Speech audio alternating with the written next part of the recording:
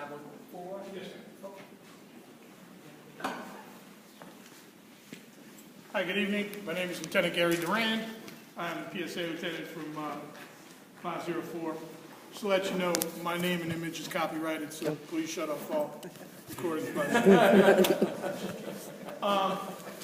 I've met some of you at the Brookland Civic Association meeting. I met some of you at a meeting that Councilmember McDuffie was good enough to have up at Turkey Thicket.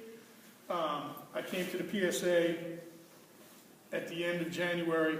However, I am no stranger to 5D or stranger to Brooklyn. In my 24 years, I've been at 5D as an officer, a sergeant, and now a lieutenant. And before I decided to move out of the city, I was a long-time Brooklyn resident on Kearney Street. So I'm familiar with the neighborhood. Crime-wise, some of the meetings we had earlier this month were in regards to, well, let me back it up and say this. There was the belief that there was a crime wave in your neighborhood, which there was not. There was a couple very specific. Can you repeat that again? There was, so I can get that recorded. there was the belief that there was or it was suggested that there was a crime wave in the Brooklyn neighborhood. There was not a crime wave. There was some very high-profile incidents that would have gotten your attention. The robbery on a cafe on 12th Street, driving the van through the CVS. So both of those cases are open. I don't have any additional information. All I can say is that both of those cases fit patterns of other offenses that occurred throughout the district and in Prince George's County. Right now, year to date, we're doing okay with violent crimes. The major issues we have in this PSA as far as crime goes is theft from autos along the 12th Street corridor. And that is, I look at what's taken, cell phones, purses. It's almost like things you leave in your car while you're running to use the store real quick. They're happening during the day. So that's really where we're trying to focus our issues. And we have a slight uptick in burglaries. Jackson Street area, 17th, 18th Street, that little other end of the PSA over there. So we would just ask you, how we get a lot of information about burglaries, how we end up solving a lot of them, is really, it comes from you. If you see somebody that's suspicious, please don't be afraid to call us. We'll respond out. The MO on a lot of these things is they'll break into somebody's house, they'll stuff the stuff in their big green garbage can, they'll leave, they'll come back later on, usually figuring you're not going to notice your house is broken into because you leave for work and they have an extended period of time for you to come home. The other thing about that is a lot of people get in your mind of the burglar being an older guy, real stealth. A lot of these burglaries today are being committed by juveniles. So, especially during the day, if you see juveniles out and about in your neighborhood, those of you that work from home, those of you that are home, please call us, because if they're a curfew violator, we can take them back to the school. And a lot of times they are curfew violators. Myself, some of the commissioners here did meet with the people over at Luke Seymour in regards to their students. We got a commitment. I would say that was a pretty great commitment that we got from the principal to assist us. And there are key areas or key times of night up around Turkey Thicket where it might get a little crazy. The 5th District and the 4th District are splitting some patrols up there. So we are working together with PSA 405, which borders on the 40 side. All right, that's my side of that. I have a question. I I do. As I also watch the news, and it's inspiring because I saw that there was actually 2 armed robbery burglaries on Hawaii Avenue, right by Catholic University. Yeah, Ms. Hernandez, I'm sorry, would you just introduce yourself? Oh, sure. So people know who you are, and we can all have. Sure. My name is Shawnee Hernandez, and I live on 12th Street. Okay, and you're being recorded. Ms. Hernandez does an electronic medium called the Brookland Bridge, so everyone can be clear with that. Sure. Go ahead, Ms. Sure. Hernandez.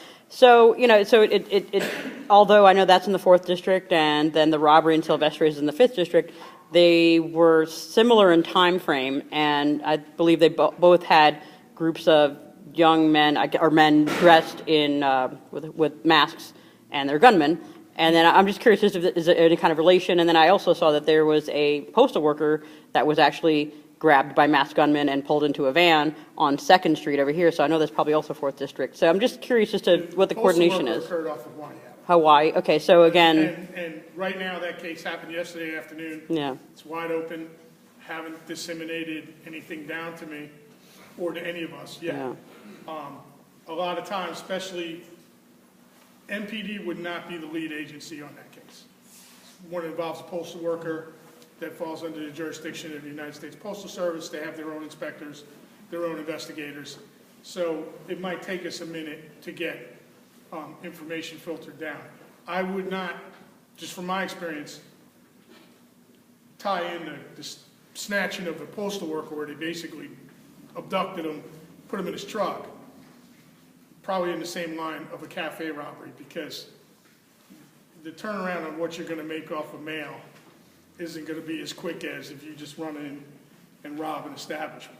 right. I'm just curious, because there were, in all these crimes, there were masked gunmen, you know, just within a small radius of one. I'm just curious what the coordination is between the 5th and 4th District. I don't know of the connection right now, no, Yeah, to my knowledge. okay, And we do coordinate, we do communicate if there's a high-profile offense.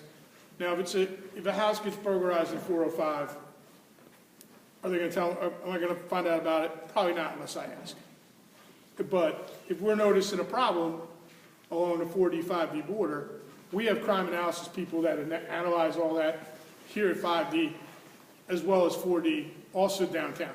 So if a problem, if we're looking like, okay, we'll take 10th Street up at Turkey Thicket, if we start seeing a lot of things right there on the border, well then, yes, it's going to come to the attention of both myself and Lieutenant Johnson.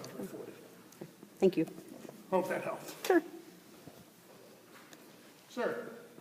Yes, William Calvert, Kearney Street. Has 311 been discontinued, and if so, why? It's been discontinued since Adrian Fenty was the mayor, and that was a decision he made to just make 911 who you want to. Now, are you talking about to call the police or? Yes. Yes. They just, when we went to Unified Office of Communications, they just wanted to have one number for the police and fire, be 911. 311, I believe, is the number you can call for other city services right now. But for the police department, they, 911, or the old joke 711, if we're all hanging out at 711.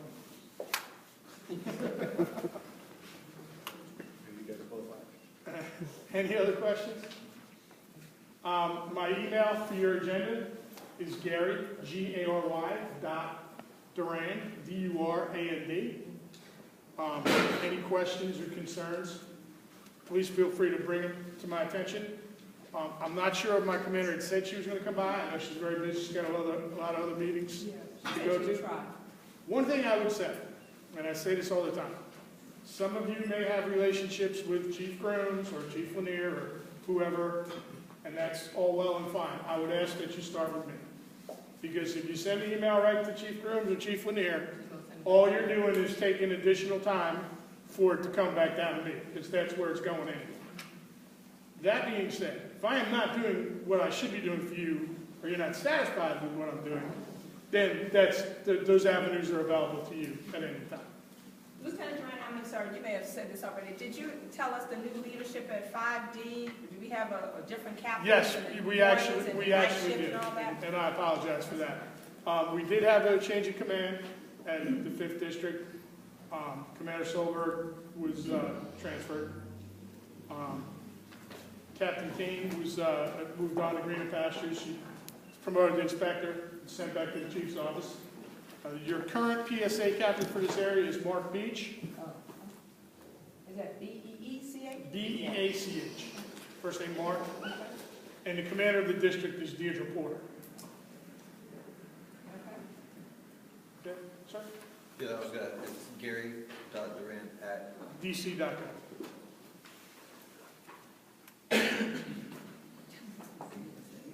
All right, well, thank you very much for your time.